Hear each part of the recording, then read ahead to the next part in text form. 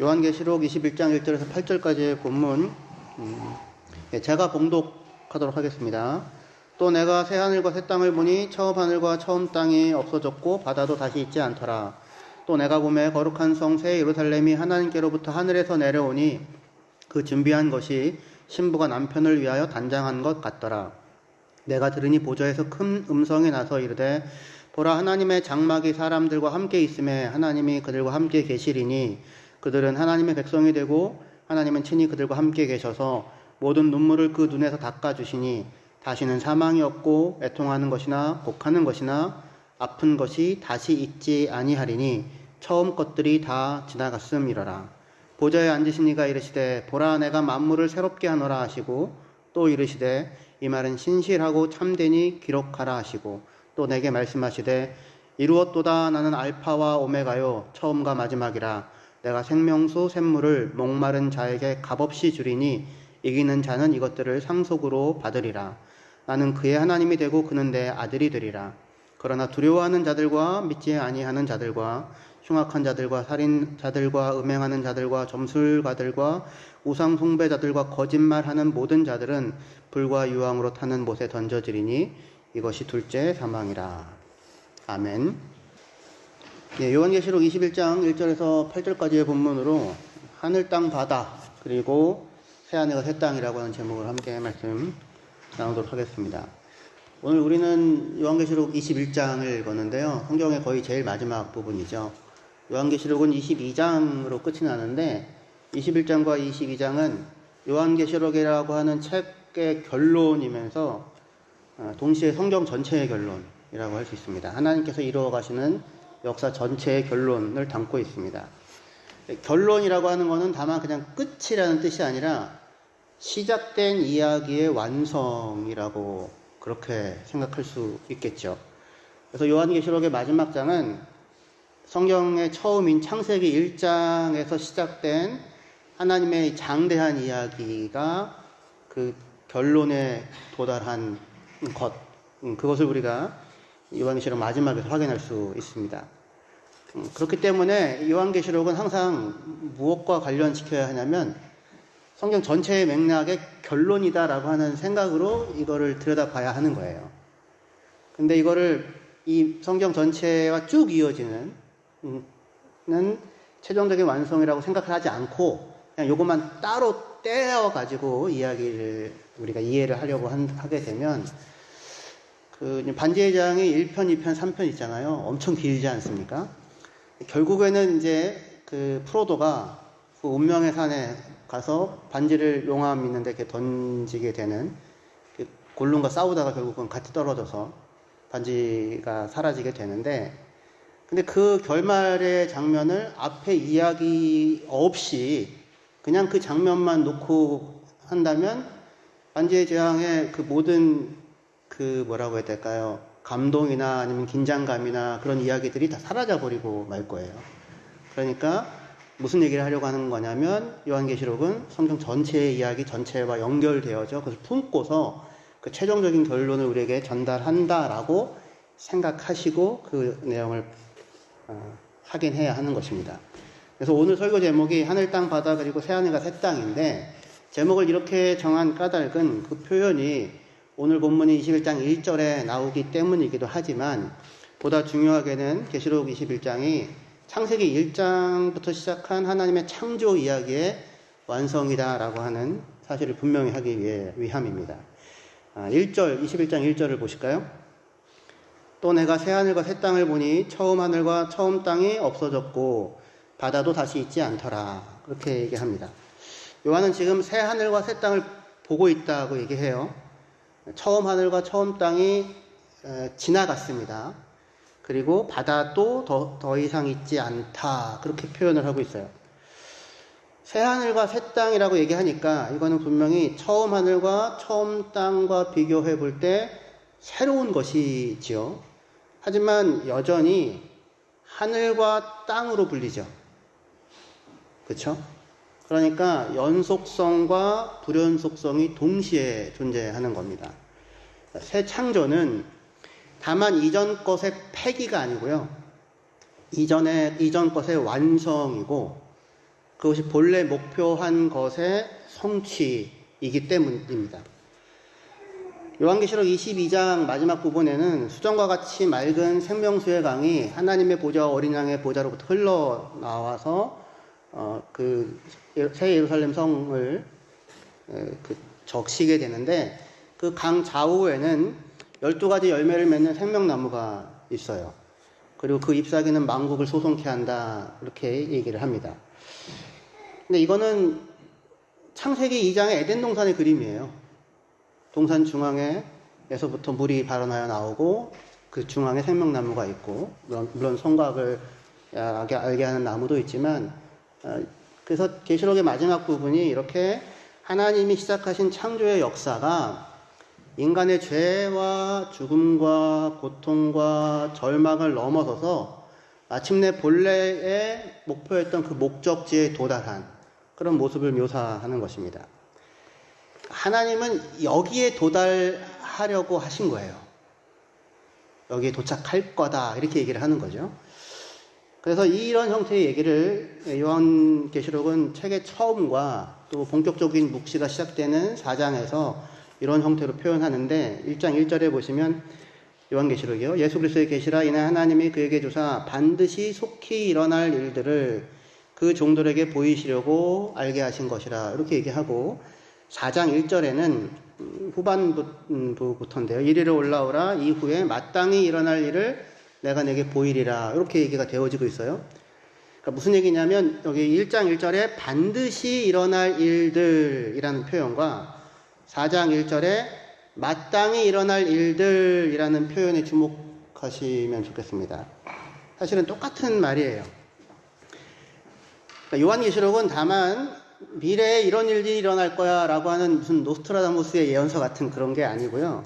그게 아니라 반드시 일어나야만 하는 일을 선포하는 거예요. 다시 얘기해서 하나님의 작정, 하나님의 계획, 이것을 이루고야 말리라, 그것을 보여주는 것입니다. 제가 여러 차례 말씀드렸듯이 성경에서의 예언은 미래를 알아맞추는 점술이 아닙니다. 예언은 이 세상 가운데 하나님이 반드시 이루시려고 하시는 뜻과 계획을 미리 선포하는 거예요. 하나님이 뜻하셨기 때문에 그 일은 어떠한 방해와 곤란 속에서도, 고난 속에서도 반드시 이루어지겠죠. 그래서 영어 성경이 What must take place라고 그렇게 표현되는 것입니다.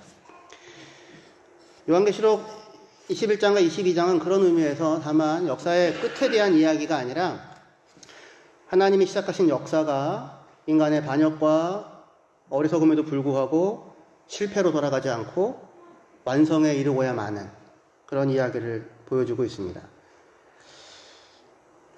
그래서 21장 5절 6절을 보시면, 보좌에 앉으신 이가 이르시되 보라 내가 만물을 새롭게 하노라 하시고, 또 이르시되 이 말은 신실하고 참되니 기록하라 하시고, 또 내게 말씀하시기를 이루었도다. 나는 알파와 오메가요 처음과 마지막이라.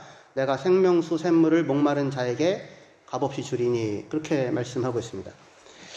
하나님께서는 보좌에 앉아서 통치자죠. 역사와 온 인류 역사의 이 모든 우주의 통치자로서 이렇게 선포하시는데, 하시는 말씀이 뭐냐면 이루었도다 예요. 나는 알파와 오메가요 처음과 마지막이다. 알파라는 것은 헬라어 알파벳의 첫 번째 글자고요, 오메가라고 하는 것은 그 알파벳의 마지막 글자입니다.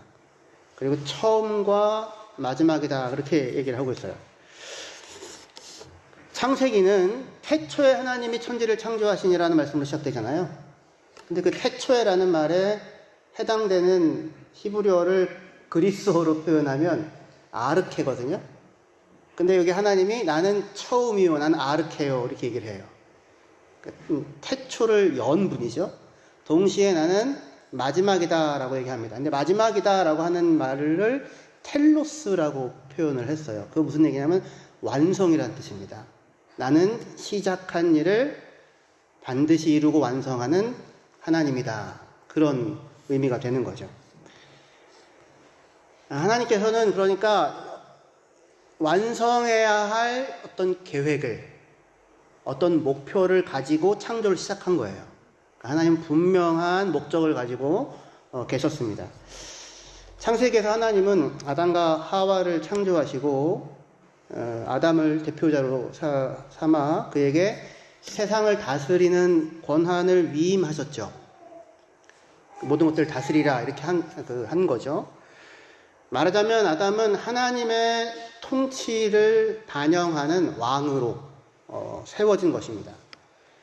아담은 자신의 섬김, 자신의 통치를 통하여 하나님은 어떻게 세상을 다스리시고 복되게 하시는가를 드러내야 할 책임이 있는 거예요. 그런데 아담은 이 사명을 이루는데 실패합니다. 첫 번째, 아담은 스스로가 왕이 되고자 했어요. 하나님을 치워버리고 스스로가 왕이 되고자 했습니다. 그로 인해, 그게 사실은 죄예요. 그로 인해 세상에 죄가 들어오고 사망이 들어왔고, 그 결과 인류는 행복하게 살게 된 게 아니라 고통과 눈물, 슬픔과 아픔의 역사를 겪게 되었습니다. 하지만 하나님은 포기하지 않으셨고 예수 그리스도를 통하여 새로운 창조의 일을 예수 안에서 시작하십니다. 인류에게 새로운 삶을 허락하시는 거죠. 아담은 모든 것이 다 잘 갖추어져 있었던 에덴에서 단 하나의 명령조차 순종하지 않았다면 예수님은 아담의 범죄로 인하여 초래된 그 모든 괴로움 속에서도 모든 때 모든 일에 있어서 하나님께 순종하셨습니다. 십자가에 죽기까지. 그리하여 아담이 끊어놓은 하나님과 우리와의 관계를 회복하는 길을 열어놓으셨습니다. 우리는 이 예수님이 십자가에 죽기까지 온전하게 순종하신 이 예수님이 하나님의 온전한 통치를 보여주는 참된 왕이라고 믿습니다. 하나님은 그런 방식으로 세상을 통치하시는 왕이신데 그 모습을 보여준 분이 예수님이라는 것을 믿습니다. 우리는 그것을 믿음으로 하나님의 자녀가 되었고 하나님의 형상을 회복하고 그리하여 다시 창조의 목적을 이어갈 수 있는 자리에 세워지게 되었어요. 요한계시록에는 예수 안에서 회복된 자들이 그리스도와 함께 왕노릇하리라, 그리스도와 함께 세세토록 왕노릇하리라 라고 하는 표현이 꽤 자주 등장합니다. 요한계시록뿐만 아니라 복음서에도 사실은 나오죠. 하나님께서 우리를 왕과 제사장으로 세우시는 거예요. 아담을 만들 때부터 그렇게 세우셨죠. 여러분들은 여러분 인생의 통치자여야 하는 거고요. 하나님께 세우셨고요.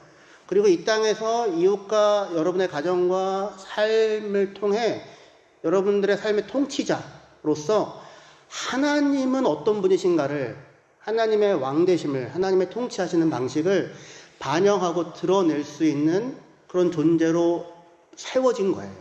아담은 실패했고 예수 그리스도는 그것을 회복하여 성취합니다. 그리고 그를 믿는 자는 요한계시록 마지막에 그리스도와 더불어 세세토록 왕노릇하리라 라고 하는 자리에 서게 될 거예요. 거기가 목적이에요. 그리로 향해 가는 것입니다. 우리는 그래서 어떤 통치를 구현해야 하냐면 예수님이 보여주신 대로 섬기는 자가 큰 자이고 기꺼이 뒤에 서는 자가 그 앞에 있는 모든 것들을 복되게 하는 자임을 나타내는 그런 모습으로 하나님의 통치를 구현해야 할 것입니다. 그 슈퍼 이렇게 가서 이렇게 줄 서잖아요. 이제 굉장히 제가 이렇게 그 시간에 쫓겨가지고 급하게 물건 한두 개를 사가지고 이렇게 그 계산을 하려고 섰는데 어느 분들이 앞에 서서요. 몇 개 안 들었으니까 앞에 서서요 그러더라고요. 그래가지고 제가 그렇게 해서 제일 앞에 서서 얼른 계산하고 나왔는데 그분이 하는 얘기가 뭐냐면 나는 충분한 시간이 있어. I have enough time. 독일어는 ich habe genug Zeit. 그래서 앞에 서서 하시는 거예요. 그래서 그 은혜를 입고 제가 얼른 나왔는데 뒤에 서는 것이 꼬라비에 선다고 하는 게 아니에요. 충분한 것을 갖고 있어요. 넉넉해요. 하나님으로 말미암아. 그냥 앞에 서라고 할 수 있는 거죠. 당신이 서시라고. 그러니까 우리가 살아서 행동하는 모든 삶의 양태가 하나님의 왕되심을 믿고 발견한 자로서 그것을 내 삶에, 이웃의 삶에 구현하고 드러내는 자가 되는 것. 그 자리로 하나님께서 우리를 세워가시는 것입니다. 힘과 폭력의 노골적인 과시가 아니라 연약함 안에 참된 풍성함을 담아내는 통치자로서 하나님께서 우리 안에서 통치하시듯이 우리도 그 통치를 드러내야 하는 거예요. 마치 깨지기 쉬운 들그릇 안에 귀한 보배를 담으시는 하나님처럼 우리도 연약한 모습이지만 우리 안에 있는 귀한 예수님을 통해 세상을 진정으로 복되게 하는 사람들로 하나님은 우리를 빚어 만들어 가실 것입니다. 성경이 그려내는 종말에 대한 그림입니다. 종말은 그러니까 다만 끝이 아니고 완성이에요. 하나님께서 창세기에서 시작하신 이야기가 요한계시록에서 완성이 되는 것입니다. 근데 요한계시록 21장 1절에는 특별히 우리의 주목을 끄는 표현이 등장합니다. 그건 뭐냐면 그 새하늘과 새 땅에는 바다가 있지 않다라고 하는 표현이에요. 21장 1절에 보시면 또 내가 새하늘과 새 땅을 보니 처음 하늘과 처음 땅이 없어졌고 바다도 다시 있지 않더라.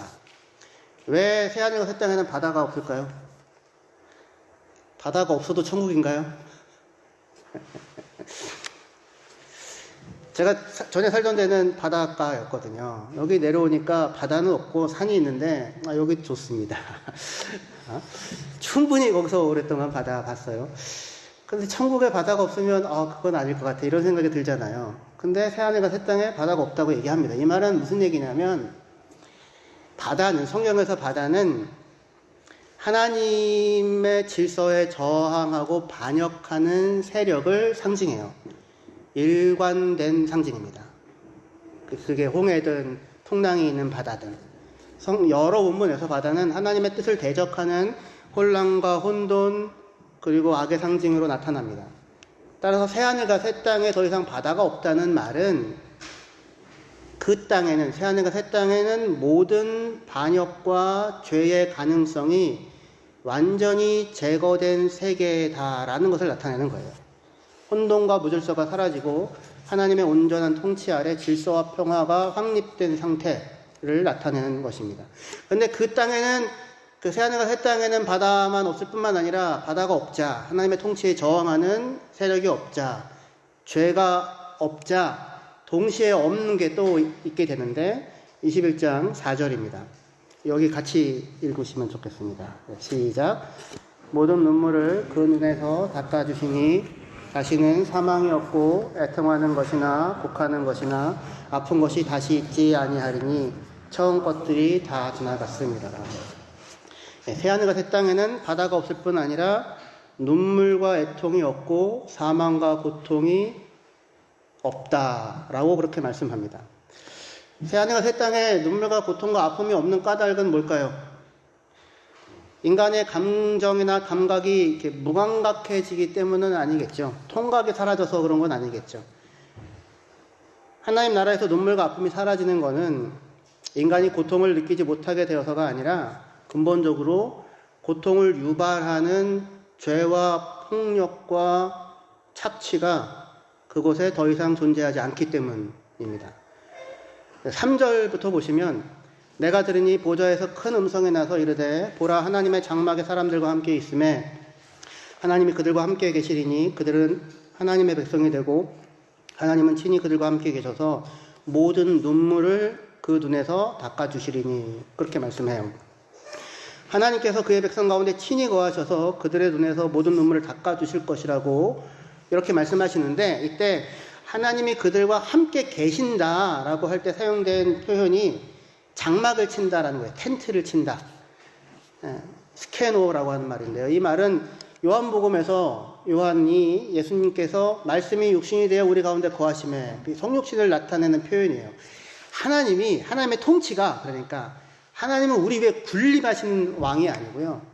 그게 아니라 우리 가운데 낮아져 찾아와 우리 곁에 장막을 치시고 우리의 눈에서 모든 눈물을 닦아주시는 분으로서 우리 가운데 거하시는 통치자예요. 그것이 하나님의 나라에 더 이상 눈물과 아픔과 애통이 없는 까닭입니다. 따라서 영원한 하나님의 나라는 단순히 고통이 느껴지지 않는 세상이 아니라 하나님의 사랑과 돌봄, 긍휼과 겸손, 섬김이 가득한 나라예요. 그리고 그 나라의 백성들 또한 이 하나님의 통치를 따라 서로가 서로를 향하여 사랑과 돌봄과 긍휼과 섬김을 나타내는 사람들이죠. 그렇기 때문에 그 결과 어느 누구도 다른 사람을 착취하거나 이용하거나 멸시하거나 억압하지 않기 때문에 그곳에는 더 이상 눈물과 애통과 고통이 존재할 이유가 사라지게 되는 것입니다. 그렇기 때문에 이어지는 말씀이 21장 8절에 그 나라에 없는 자들, 그 나라에 있을 수 없는 자들에 대한 묘사가 이어져요. 21장 8절에 그러나 두려워하는 자들과 믿지 아니하는 자들과 흉악한 자들과 살인자들과 음행하는 자들과 점술가들과 우상숭배자들과 거짓말하는 모든 자들은 불과 유황으로 타는 못에 던져지리니 이것이 둘째 사망이라. 그렇게 얘기하고 있어요. 그 나라에 없는 자들. 첫 번째가 뭐예요? 두려워하는 자들. 두 번째가 믿지 아니하는 자들로 시작해서 제일 마지막에 뭡니까? 거짓말하는 자들로 끝이 나죠. 항상 이 목록의 제일 앞에와 제일 뒤가 항상 중요해요. 그 안에 있는 그 목록들의 특징들을 붙잡아내는 겁니다. 여기 두려워하는 자들로 시작하거든요. 두려워하는 자들. 여기 두려워하는 자들로 번역된 말은 단순히 공포를 느끼는 자들을 가리키는 말이 아니고요. 비겁자들이라고 번역할 수 있어요.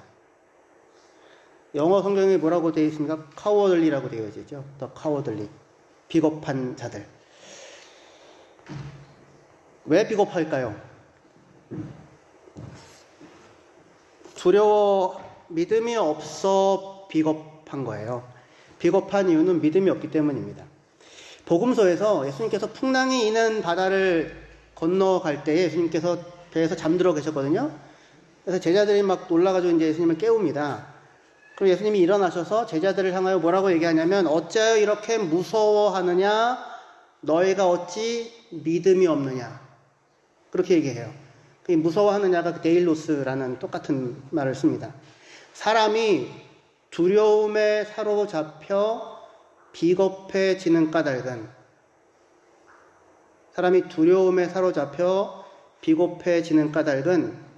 하나님에 대한 믿음이 없기 때문에 그래요. 따라서 요한계시록 21장 8절에서 두려워하는 자들과 믿지 않는 자들이 나란히 연결된 것은 서로 다른 부류의 사람들을 언급하는 것이 아니라 하나의 본질을 공유하는 이들을 묘사하는 것이라고 보아야 하는 것입니다. 그래서 8절에 나열된 항목들은 영원한 하나님 나라에 속할 수 없는 자들의 본질적인 특성을 나타내고 있는데 이 목록은 비겁한 자, 믿음이 없는 자, 믿음이 없어서 두려워 비겁한 자로 시작하여 거짓말하는 자로 끝이 나요. 그죠? 그런데 주목할 것은 요한계시록 마지막 장에도 이와 유사한 목록이 다시 등장합니다. 22장 15절에 보시면 개들과 점술가들과 음행하는 자들과 살인자들과 우상숭배자들과 및 거짓말을 좋아하며 지어내는 자는 다 성 밖에 있으리라. 그렇게 되어져 있어요. 그래서 똑같아요. 목록이 같습니다. 이렇게 이어집니다. 그래서 이걸 종합하면 비겁한 자들과 믿음이 없는 자들, 더러운 자들, 음행하는 자들, 살인하는 자들, 점술가들, 우상숭배자들, 그리고 거짓말하는 자들은 모두 다 성 바깥에 있을 거예요. 하나님 나라 바깥에 있다는 거죠. 그 나라에는 이런 자들이 있을 수가 없다는 겁니다. 여기서 강조점은 나쁜 짓 하고 살았으니 천국 가지 못하고 지옥 간다에 있는 게 아니라 여기서의 강조점은 그 나라에는 이런 자들이 없다예요. 이들은 하나님 나라와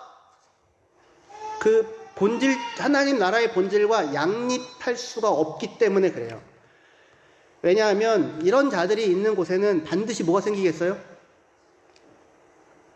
하나님도 믿지 못하고 이웃도 믿지 못하여서 두려움 가운데 비겁하게 행하는 자들은 결국 사람을 속이고 이용하고 멸시하고 빼앗고 죽이게 될 거예요. 그리고 그런 사람들이 있는 곳에는 반드시 눈물과 애통과 아픔과 죽음이 뒤따를 수밖에 없겠죠. 그러니까 이들은 하나님 나라의 본질 자체와 양립할 수가 없는 겁니다. 우리는 영원한 하나님 나라의 모습을 완전하게 알 수 없어요. 주일학교에서 지난주에 그 질문을 했대요. 선생님, 우리 엄마가 나보다 먼저 돌아가셔서 천국에 갔는데 나중에 내가 가면 어떤 모습의 엄마를 만나요? 뭐 이런 거예요. 몇 살짜리 엄마를 만나나요? 뭐 이런 거요. 그래서 뭐라고 대답해야 되냐고. 그래서 상상할 수 있는 제일 예쁜 모습으로 있을 거라고 그렇게 얘기를 했는데, 사실 알 수가 없습니다. 그 모습을. 영원한 하나님 나라의 모습을. 하지만 한 가지 분명한 것은 그 나라는 하나님을 믿고 하나님의 사랑을 믿고 예수 그리스도를 신뢰하고 하나님의 의로운 통치를 알고 경험하고 그리고 그 원리를 따라서 살아가는 자들로 이루어질 것이고, 그렇지 않은 자들은 그 나라를 결코 상속받을 수 없을 거라는 점이에요. 사실 그런데 우리는 모두 다 아담의 실패를 반복해온 자들이잖아요. 불신과 어리석은 욕망으로 범죄한 뒤에 비겁하게 거짓으로 자신을 숨기고 정당화하고 이웃에게 책임을 전가하고 하나님을 비난했던 자는 다만 아담뿐 아니라 우리도 그렇죠. 그리하여서 결국 우리의 삶과 이웃의 삶을 지옥으로 만들어버리는 자들도 다른 누군가가 아닌 우리 자신이었을 거예요. 그런데 그러한 우리를 예수께서 찾아오셨고 우리가 감히 받을 수 없는 은혜를 베풀어 주셨죠. 범죄한 건 우린데 주님께서는 오히려 우리를 위하여 자기의 생명을 내어주셨습니다. 그로 인하여 예수님의 그 모습으로 인하여 이 세상과는 전혀 다른, 본질적으로 다른 하나님의 나라가 이 땅에 예수님과 더불어 출현하게 되었고, 우리는 그의 용서와 사랑으로 말미암아 그 나라의 백성이 되었습니다. 빅토르 위고의 레미제라블이라고 하는 작품 들어보셨죠? 장발장 이야기는 복음에 이런 내용을 잘 보여줘요. 장발장은 굶주린 조카를 위해서 빵 하나를 훔친 죄로 19년 동안을 감옥에 있게 됩니다. 그리고 사회와 하나님에 대한 분노와 증오가 가득 찬 사람이 되어서 추록해요. 아무도 그를 받아들여주는 사람이 없습니다. 일거리를 주지도 않습니다. 그런데 미리엘 주교가 장발장을 환대하여서 저녁을 먹여주고 하룻밤을 묵게 해줍니다. 근데 장발장은 은식기를 훔쳐가지고요 도망가요. 도망가다가 붙잡혀가지고 경찰에 붙잡혀서 끌려옵니다. 주교한테. 그런데 그 주교는 장발장을 정죄하기는커녕 오히려 왜 내가 준 은촛대는 안 가져갔습니까? 라고 하면서 은촛대까지 2개를 이렇게 해서 장발장의 짐에다가 넣어줍니다. 미리엘 주교는 장발장을 고소하지 않았을 뿐 아니라 은식기와 은촛대까지 건네주면서 그에게 새로운 삶의 길을 열어줘요. 그러면서 이렇게 얘기합니다. 형제요. 그걸 형제라고 불러요. 형제요. 도둑놈이라고 안 부르고 형제요. 나는 당신의 영혼을 사서 하나님께 드렸습니다. 이제 당신은 더 이상 악에 속한 자가 아니라 선에 속한 자입니다. 잊지 마십시오.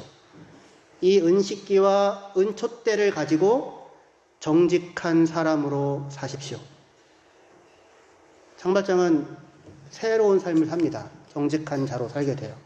이 이야기는 예수님의 구속과 사랑, 용서, 그리고 그 은혜로 인하여 가능하게 된 새로운 삶을 반영하여 보여줍니다. 새하늘과 새 땅에 살아가는 사람들은 어린 양의 피로 그 옷을 씻은 사람이라고 계시록에 표현돼요. 그들은 예수 그리스도로 말미암아 새 삶을 얻었어요. 그렇기 때문에 그들은 우리들이죠. 예수님의 사랑을 통해서 하나님을 믿고 하나님의 사랑을 깊이 신뢰할 수 있게 되었습니다. 장발장이 은촛대를 가지고서 정직하게 살아가지 않을 수 없었던 것처럼 우리는 예수의 생명을 가지고서 정직하게 살아가지 않을 수 없는 자가 되었습니다. 그렇다면 우리의 정직함은 하나님 나라에 들어갈 수 없다고 얘기하는 거짓말하는 자들의 거짓됨과 무엇이 다를까요? 우리가 완벽하기 때문에 저들은 악하고 우리는 선하다 그렇게 말하는 그런 게 아닙니다. 그 반대예요. 오히려 저들은 하나님 나라 밖에 있는 그 나라에 들어올 수 없는 거짓말하는 자들인 그들은 여전히 스스로를 변명하고 정당화하고자 무화과 잎으로 자신을 가리고 문제는 내가 아니라 너고 잘못한 것은 내가 아니라 하나님이라고 말을 합니다. 하지만 우리는 그렇게 얘기하지 않아요. 우리는 범죄하였으나 예수님은 그런 우리를 덮어주셨고 우리는 자격이 없으나 예수는 그런 우리에게 생명을 주셨으며 우리는 스스로를 가릴 길이 없었는데 하나님은 그런 우리에게 의의 옷을 입혀주셨다고 진실을 말하는 자들이에요.